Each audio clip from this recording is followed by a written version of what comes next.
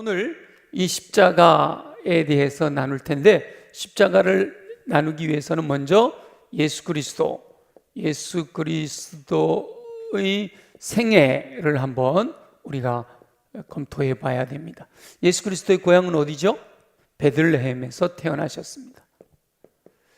고향이라고 그러면 안 되고 태어나신 곳이 베들레헴이에요. 베들레헴에서 태어나셨어요. 베들레헴에서 태어나시고 나서 바로 직후 어떤 일이 벌어졌어요? 헤롯 왕이 2살 이하는 다 죽이는 일이 벌어져서 천사가 예수 그리스도의 부모에게 애굽으로 피난할 것을 요청했죠. 애굽에서 피난 생활을 합니다. 애굽에서 피난 생활을 해요. 애굽에 가보면 지금도 요셉과 마리아가 예수님과 함께 피난 생활을 했을 것으로 추정되는 동네가 있어요. 이번에 성지순례 갔다 오신 분들 우리 같이 갔었잖아요. 이집트에 가서 스핑크스도 보고 피라미드도 보지만 우리 성지순례는 제일 먼저 그 동네 먼저 가보게 되잖아요. 그 예수님이 애굽에서 피난 생활을 하시고 원래는 유대 땅으로 돌아오셔야 되는데 헤롯이 여전히 살아있기 때문에 갈릴리 나사렛으로, 부모님의 고향이기도 한 갈릴리 나사렛에서 어린 시절을 보내게 됩니다. 어린 시절 예수 그리스도는 균형 잡힌 성장을 했다라고 표현되어 있어요. 그 키와 지혜가 자라감에 따라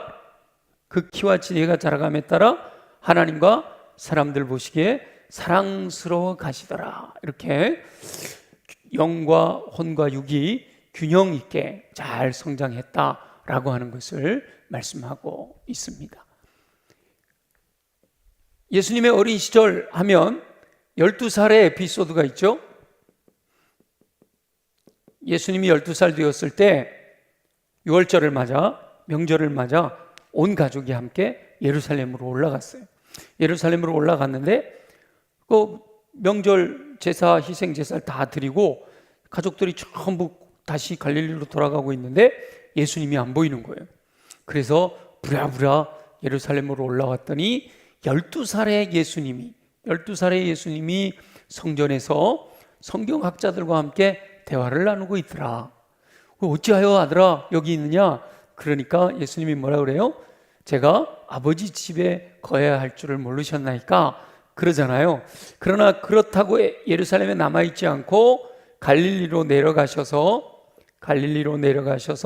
육신의 부모에게 순종하고 받드시더라. 순종하고 공경하는 삶을 살았다.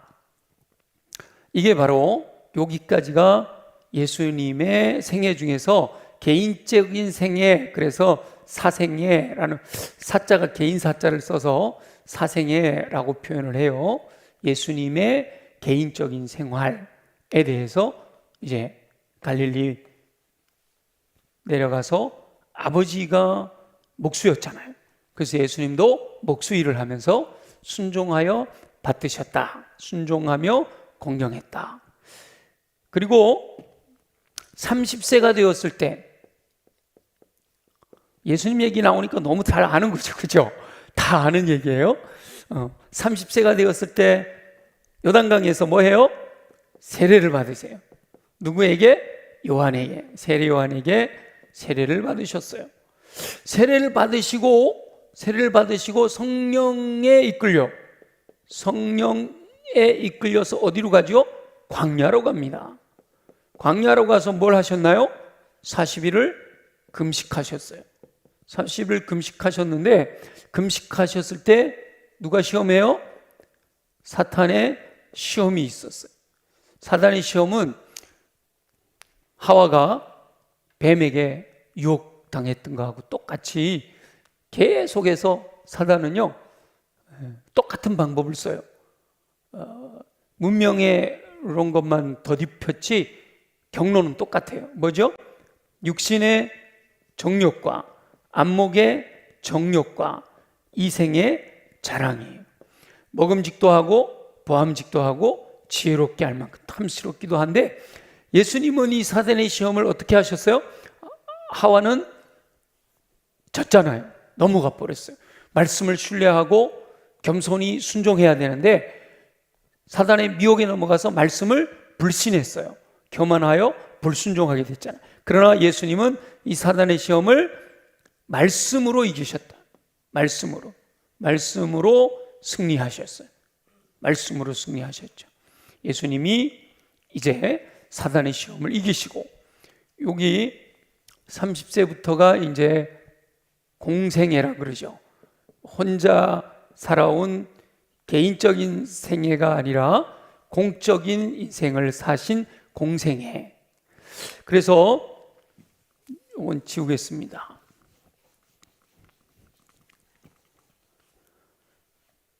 사단의 시험을 이기고 말씀으로 승리한 예수님께서 이제 복음을 전파하시는 거예요.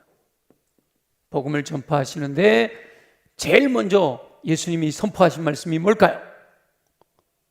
회개하라, 천국이 가까웠느니라. 회개하라, 천국이 가까웠느니라. 그리고 예수님께서 공생애는 3년 6개월을 공생애, 보통은 요한 사복음서를 보니까 3년 6개월 정도, 보통 3년, 예수님의 3년 공생애라 그러는데 이 정도 사역하신 걸로 나와요. 어떤 복음서는 1년으로 이렇게 모아진 것처럼 기록도 되어 있지만 전반적으로 보면 3년 6개월의 공생애 기간 동안에 복음을 전파하셨어요. 처음 선포하신 일성이 회개하라, 천국이 가까웠느니라 였고요. 예수님이 하시는 사역을 보면 첫 번째는요, 가르치셨어요. 말씀을 가르치셨어요. 그 다음 두 번째는요, 고치셨어요. 질병을 고치셨죠. 귀신 들린 사람들을 쫓아내기도 하셨어요. 귀신을 쫓아낼 귀신을 쫓아내기도 하셨어요. 그리고 세 번째, 말씀을 전파하시는 사역을 하셨어요. 예수님은 공생애 기간 동안에 사역하신 것이 가르치셨어요. 그래서 12제자를 가르쳐서 세우시잖아요. 그리고 병을 고치시고 귀신을 쫓아내시고 복음을 전파하시는 사역을 하셨어요. 그리고 예수님은 주로 소외된 사람들, 가난한 사람들, 죄인들, 환자들, 이런 분들과 함께 가까이 지내셨어요. 반면에 기득권자라고 하면 제사장, 율법학자, 서기관이죠. 율법학자, 그리고 바리새인, 사두개인, 이런 기득권자들과는 멀리 하셨어요. 가까이 하지 아니심, 멀리 하셨어요. 소외되고 가난하고 죄인들과는 가까이 하셨고, 기득권자들은 오히려 멀리 하시는 공생애의 삶을 사셨던 거죠. 그 예수님의 생애, 이 모든 예수님의 생애는 전부 어디를 향해 가고 있는가 하면 오늘 우리들의 주제가 되는 십자가를 향해 나가고 있는 거예요. 예수님께서 3년 반 동안을 제자들을 가르치시고 병을 고치시고 복음을 전파하시면서 행하셨던 모든 일들이 결국은 십자가를 향해서 가고 있는 거죠. 특별히 복음서를 읽다 보면 예루살렘을 향하여 라는 표현이 있어요. 예루살렘을 향하여. 갈릴리에서 예수님께서 예루살렘을 향해서 올라간다. 특별히 요즘 우리 사순절을 보내고 있는데 이 고난주간 바로 직전에 예수님이 갈릴리에 계시다가 예루살렘을 향하여 올라가시기로 작정하셨다, 이런 표현이 있어요. 근데 예루살렘을 향하여 가신다는 것은 다시 말하면 십자가를 지기 위하여 의도적으로, 억지로 떠밀려서 가는 게 아니라 의도적으로 인류를 구원하시기 위한 길을 적극적으로 걸어가신 것을 의미합니다. 예루살렘을 향하여 올라가셨고, 그리고 예루살렘에 오셔서 고난을 당하십니다. 고난을 당하시는 건데, 베드로, 로마 군병들에게, 그리고 헤롯의 군병들에게, 물론 이전에 예수님이 잡히시잖아요. 잡히셔요. 예수님이 겟세마네 동산에서 마지막 기도를 드리시고, 가룟 유다가 배신을 하고, 그래서 제사장이 부린 군사들이 쫓아와 가지고 예수님을 잡아가잖아요. 그리고 제사장의 법정, 가야바 제사장의 법정에서 신성모독이다라고 하는 죄목으로 인해서 죽어야 된다. 근데 우리 종교법으로 죽여서는 문제가 발생하니까 로마법으로 죽이자. 그래가지고 로마 빌라도 총독에게로 가게 되는 거죠. 빌라도에게로 가게 되고, 그 빌라도에게 갔을 때 로마 군병들에게, 또 헤롯 군병들에게 조롱을 당하고 채찍에 맞고 이런 고난을 당하시게 되는 거예요. 그러다가 결국은 총독 빌라도가 십자가형을 언도하는 거죠. 이것은 빌라도의 의지라기보다는 예수님이 멀리 하셨던 이 기득권자들이 자기들의 기득권을 빼앗긴 것을 염려해서 예수 그리스도를 십자가에 못 박으라고 요청했기 때문에, 강요했기 때문에 빌라도가 자기 손을 씻으면서까지 십자가형을 운동하게 되는 겁니다.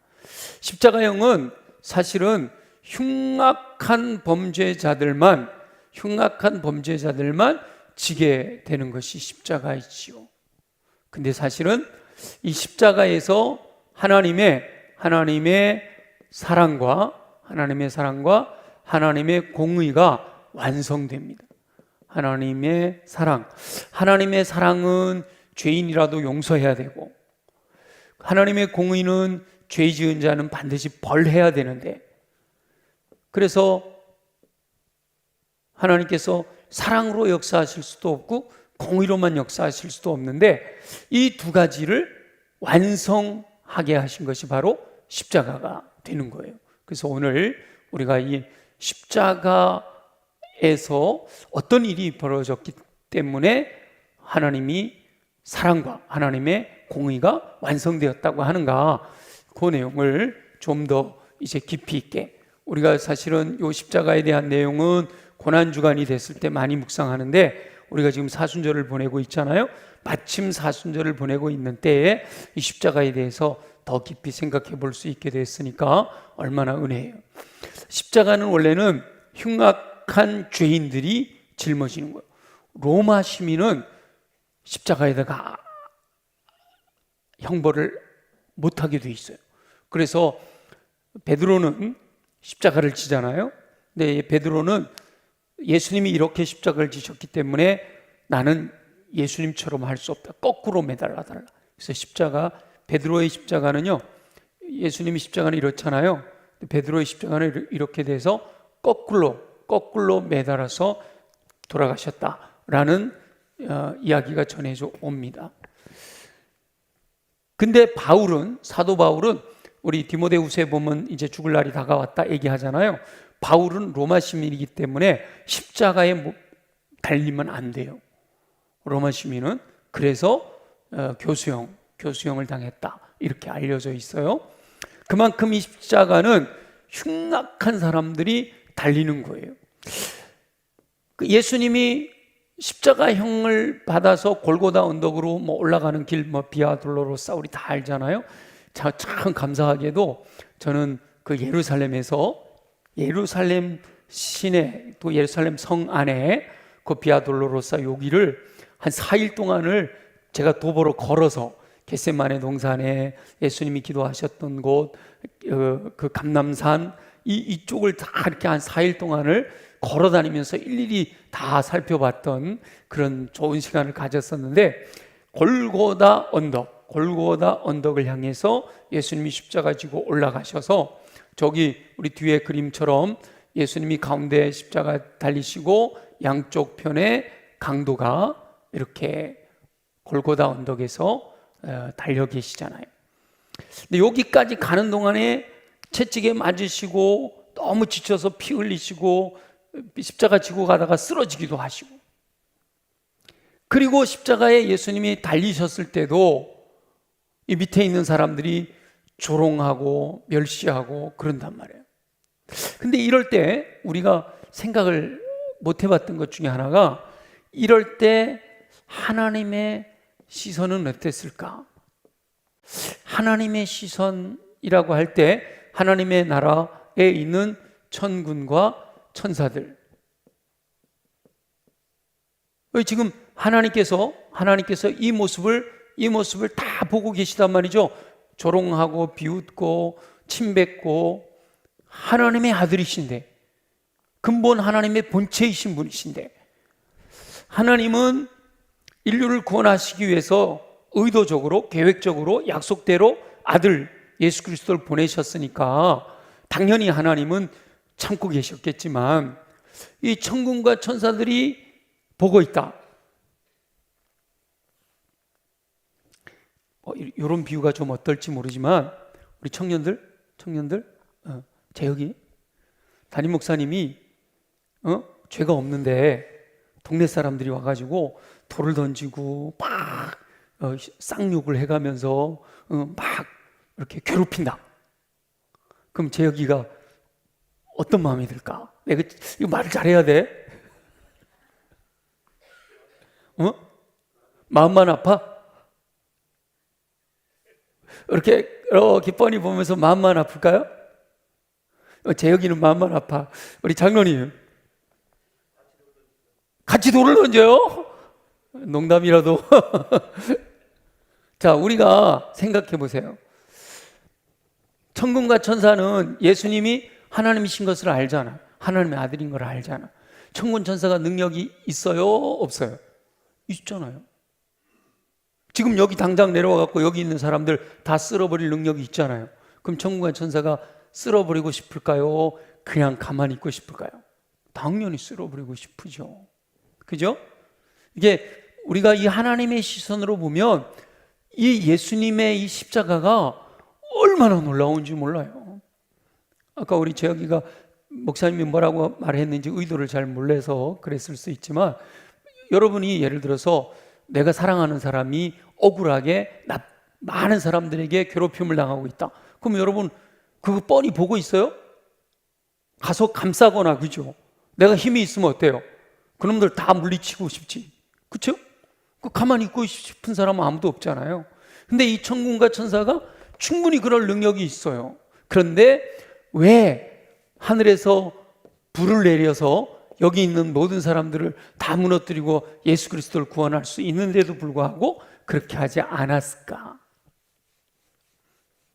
예수님이 십자가에서 기도하셔요. 뭐라고 기도하시죠? 주여 저들의 죄를 용서하소서. 저들의 죄를 용서하소서. 왜요? 저들은 자기들이 하는 일을 알지 못하기 때문입니다. 죄 사함의 기도를 드리셨어. 예수님이 용서해 주세요 라고 이렇게 기도하셨잖아요. 그래서 천군과 천사들이 막 뚜껑 열리기 직전이지만, 그럼에도 예수 그리스도께서 아닙니다. 하나님이 계획하신 일이 이루어져야 됩니다. 하나님의 뜻이 이루어져야 되기 때문에 참으셔야 됩니다. 용서의 죄사함의 기도를 드린 거죠. 그래서 예수 그리스도의 십자가가요, 우리에게 복음이 되는 거예요. 복음이. 왜요? 죄를 용서하기 때문에. 죄 용서를 받을 수 있는 은혜가 십자가를 통해서 주어지기 때문이죠. 그 은혜가 바로 즉각적으로 효과로 나타났는데, 강도 중에 한편, 어느 쪽이 오른편이다라고 이렇게 얘기하는데, 성경에는 오른편이라는 표현은 사실은 없어요. 왼편보다는 오른편이었을 거다라고 추정하는 거지, 한편 강도라고 돼 있어요. 이 강도가 처음에는 뭐예요? 이번에 우리 한정현 목사님 수요일 설교였나? 거기 다 나왔던 건데, 그죠? 자, 처음에는 뭐 하죠? 같이 조롱해요. 같이 처음에는. 근데 예수님이 저들의 죄를 용서해 주세요. 그리고 이 시간이 흐르면서 이분은 우리하고 똑같은 죄를 지은 분이 아니로구나. 이분은 의인이로구나 깨달은 거예요. 그래서 당신의 나라가 임하실 때 뭐 해달라고 그래요? 나를 기억하소서. 이렇게 표현해요. 나를 기억하소서. 그러니까 지금 같이 죽어가고 있는데, 예수님은 가운데 있고 한편 강도가 같이 죽어가고 있는데 내 영혼을 여기 옆에서 죽어가고 있는 이 예수님께 맡겨드린다는 거예요. 여러분, 이게 많은 분들이 마지막, 우리 한정현 목사님 설교가 마지막에 마지막까지였잖아, 그죠? 근데 마지막 순간에 예수 믿으면 되지 뭐, 내 마음대로 막 이 땅에서 그냥 마음대로 살다가 마지막 순간에 예수님을 믿으면 되지, 될까요? 안 될까요? 안 돼요, 안 돼. 물론 의도적이지 않게 몰랐다가 마지막 순간에 알게 돼서 믿는 경우도 있어요. 없지는 않아요. 그래도 그분들은 구원을 받아요. 근데 의도적으로 죄를 짓다가 그때 가서 내가 예수님께 돌아오기가 쉽지 않아요. 자, 지금 똑같이 사람이에요. 그리고 예수님이 지금 십자가에 못 박혀 계셔요. 그리고 피를 철철 흘리고 계시고 이제 조금 있으면 죽을 거 아니에요. 근데 그분에게 내 영혼을 맡기는 게 쉬워요, 어려워요? 이건 있을 수 없는 일이죠. 똑같이 죽어가는 분에게. 근데 그래서 이 한편 강도가 이 당신의 나라가 임하실 때 나를 기억하소서 하는 이 믿음이 놀라운 믿음이 되는 거예요. 그래서 마지막 순간에도 하나님이 은혜를 베푸셔서 이 하나님의 은혜와 긍휼이 아니고는 마지막 순간에 믿음을 고백할 수가 없단 말이에요. 근데 마지막 순간에 믿음을 고백하게 하시면 예수님이 뭐라고 말씀하셨어요? 오늘 너가 나와 함께 낙원에 있으리라. 구원을 약속해 주시는 거예요. 예수님이 약속하신 약속대로 이루어지게 될 줄로 믿습니다. 우리 주님은 그렇게 말씀하시잖아요. 그래서 예수님이 하신 가상칠언이 죄를 용서해 주세요, 오늘 내가 나와 함께 낙원에 있으리라, 그 다음에 내 어머니다, 어머니의 아들입니다, 뭐 이렇게, 그 다음에 아까 우리 읽었던 대로 목마르다 이렇게 하고, 그 다음에 중요한 구절이 나오는데요. 예수님이 절규하셔요. 절규하시는데 우리가 잘 알죠? 엘리 엘리 라마 사박다니 이렇게 하셔요. 하나님이여 하나님이여 어찌하여 나를 버리시나이까 라고 이렇게 절규하시잖아요. 예수님이 오전 9시에 십자가에 달리셔서 정오 제6시 12시가 됐을 때까지는 헌했어요. 근데 제6시 12시가 되면서 온 세상이 깜깜해졌어요. 이 깜깜해졌다라는 것은 하나님께서 예수 그리스도가 짊어지고 가는 인류의 모든 죄, 십자가에서 예수님이 대신 짊어지신 아담으로부터 마지막 종말의 순간에 태어난 아이까지의 모든 죄의 짐이 참아 보기 싫으셨던 거예요. 예수 그리스도 사랑하는 아들의 고통당하는 그 모습을 참아 보기가 힘드셔서 가리시는 거예요. 외면하시는 거죠. 그 어둠 속에서 예수 그리스도는 절규하셔요. 그렇지만 절규로 끝나는 것이 아니라 예수님이 우리 요한복음 19장에서 금방 읽었었죠. 뭐라고 말씀하셔요? 다 이루었다. 다 이루었다라고 말씀하셔요. 다 이루었다.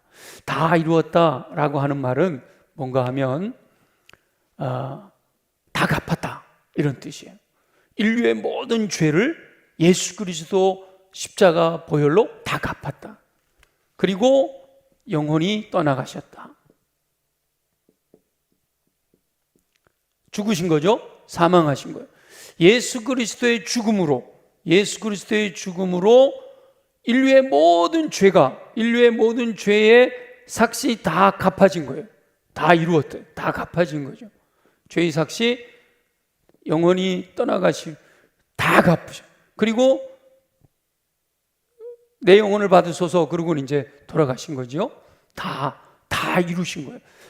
이 예수 그리스도의 십자가는 바로 하나님과 단절된 우리를 연결하는 화목제물이 되신 거예요. 로마서 5장 8절, 우리가 아직 죄인 되었을 때 그리스도께서 우리를 위하여 죽으심으로 하나님께서 우리에 대한 자기 사랑을 확증하셨잖아요. 그 화목제물이 되셨는데, 우리가 아까 봤던 희생제사는 반복, 임시방편이었잖아요. 근데 예수 그리스도의 십자가 화목제물은 단번 한 번으로 모든 인류의 죄, 인류의 모든 죄가 다 갚아진 거예요.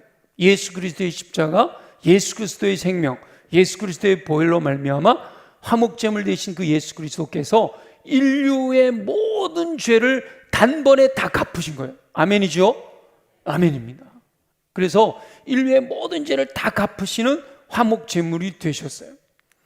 그래서 이 십자가가 여기 사랑과 공의가 완성되는 그 이유는 예수 그리스도께서 화목제물 되셨는데, 예수님이 이 땅에 오실 때 요한복음에 보면 사도 요한이 뭐라고 얘기를 하는가 하면, 예수님이 생명의 빛이다 이렇게 표현을 해요. 예수님을 향해서 생명의 빛이다 이렇게 표현을 해요. 여기까지가 십자가고, 여기서부터는 이제 믿음으로, 여기를 다 지울게요. 여기까지 십자가에 대해서 함께 나눴고, 이 십자가에서 이루신 구원을 오직 의인은 뭐예요? 믿음으로 말미암아 사는 거예요. 믿음으로 말미암아 사는 건데, 사도 요한이 예수님을 이 땅에 오시는 생명의 빛이다 라고 말씀하셔요. 이 땅은 어둠이다 이렇게 말씀하시죠. 자, 빛이 어둠 가운데 임하면 당연히 어떻게 해야 되죠? 어둠이 빛을 알아야지요. 근데 성경에 보면 생명의 빛이 어둠 가운데 비쳤음에도 불구하고 알지도 못하고 깨닫지도 못하고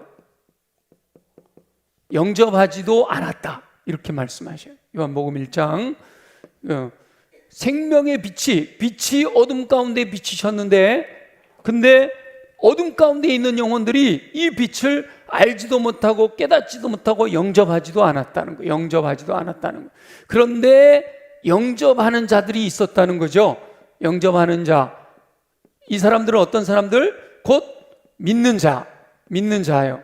이 영접하는 자, 곧 그 이름을 믿는 자들에게 어떤 권세가 주어져요?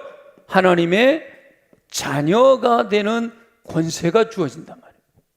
하나님의 자녀가 되는 권세가 주어져요. 그러니까 십자가는 하나님의 사랑이 완성돼요. 죄인이잖아요. 이 어둠 가운데 있는 영혼들이 죄인인데, 빛을 보고 영접하면, 믿으면 구원을 해주시는 거예요.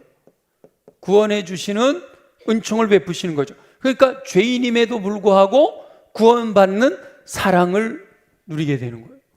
그런데 죄는 어떻게 돼야 되죠? 공의로우신 하나님이시니까 이 죄는 누가 대신 지신 거예요? 내가 져야 될 걸 예수님이 대신 지시고, 대신 형벌을 받으시고, 나는 그 사실을 믿음으로 말미암아 행하신 사랑만을 받게 되는 거죠. 근데 이 어둠 가운데 있으면서 예수 그리스도를 믿지 않고 알지도 못하고 깨닫지도 않고 영접하지도 않으면 이 사람들은 어떻게 되죠? 형벌을 받게 되는 거예요. 이 사람들은 심판을 받게 되는 겁니다. 그래서 이 사람들에게는 그대로 공의가 적용이 되는 거죠. 그래서 예수 그리스도의 십자가는, 공의는 예수님께서 대신 지셨고, 믿음으로 고백하는 영혼들은 하나님의 사랑을 경험할 수 있게 되는 거죠. 그래서 영접하는 자, 믿는데 이렇게 믿음으로 영접함으로 구원받게 되는 것을 중생이라 그러잖아요. 중생, 거듭남 중생이라고 말씀하셔요. 이것은 죄의 형벌로부터 이제 자유하게 되는 거예요. 이 형벌을 받아야 될 것을 믿음으로 영접하였기 때문에 죄의 형벌로부터 자유하게 되는 은혜가 주어지는 거예요. 그러면 중생하고 그냥 천국 가면 좋은데 여전히 이 땅에서 살아야 된단 말이에요. 그래서 성화의 삶을 살아야 됩니다. 성결, 거룩한 삶을 살아야 되는 거죠. 근데 거룩한 삶을 살지 못하게 방해하는 죄의 세력이 있어요. 죄의 세력이 있어서 죄의 세력과 싸우는 거예요. 죄의 세력과 싸우면 보혜사 성령의 도우심으로 승리하게 되는 줄 믿습니다. 믿음으로 거듭나게 되고 믿음으로 죄의 세력과 싸워 이길 수가 있어요. 그리고 마지막 영화의 단계에 이르게 되면 이것은 영생을 누리게 되는 단계, 천국의 단계, 새하늘과 새 땅의 단계. 이때는요 죄의 존재 자체가 없는 거예요. 죄의 존재 자체가 없기 때문에 이 천국에서는, 영원한 천국에서 하나님과 함께 행복한 삶이 되는 거죠. 자, 그러고 보니까 하나님께서 새 하늘과 새 땅을 만드시고 여기서 영생을 누리도록 천국을 허락하시는 거예요. 이게 곧 뭐예요? 에덴의 회복이 되는 거죠. 하나님께서 처음 만드셨던 하늘과 땅, 천지, 하나님이 우주 만물 창조하신 걸 다 사라지게 하시고 새 하늘과 새 땅을 허락하셔서 그곳에서 이 믿음으로 살아가는 사람들, 믿음의 사람들이 영생을 천국에서 누릴 수 있도록 하시는 것, 처음 계획하셨던 하나님의 나라를 온전하게 이루어가는 은혜를 베푸신다라고 약속해 주시는 거예요. 자, 십자가 내용을 비롯해서 지금 예수 그리스도의 십자가를 우리가 어떻게 받아들여야 되죠? 믿음으로 받아들여야 돼요. 이렇게 설명을 해도 믿지 않는 사람들은요, 그게 나하고 무슨 상관이 돼? 그러는 거예요. 근데 믿음의 사람들은 예수 그리스도께서 십자가를 지신 것이 바로 내 죄 때문이다 라고 하는 것을 분명하게 고백하고 그 믿음으로 살아가고자 결단하게 되는 거죠. 그래서 우리가 특별히 이번 사순절을 보내고 있는 이 기간 동안에 이 예수 그리스도의 십자가, 예수님이 지신 그 십자가를 깊이 묵상하면서 내 죄 때문에 고난당하신 예수님, 그 예수님을 신뢰하는 믿음을 고백함으로 이미 우리는 중생 구원의 은혜는 받았잖아요. 근데 이제부터는 또 뭐 해야 되죠? 믿음으로 정결한 삶, 거룩한 삶, 우리 주님이 기뻐하는 삶. 그래서 온전한 사람을 이루는 것은 바로 이 성결, 성화의 단계에서 목표를 그리스도의 분량이 충만한 데까지 정해놓고 그 길을 향해 달려가는 거죠. 그러면 결국은 마지막 때 하나님 나라에서 영원히 살게 되는 은혜가 주어지게 될 줄로 믿습니다.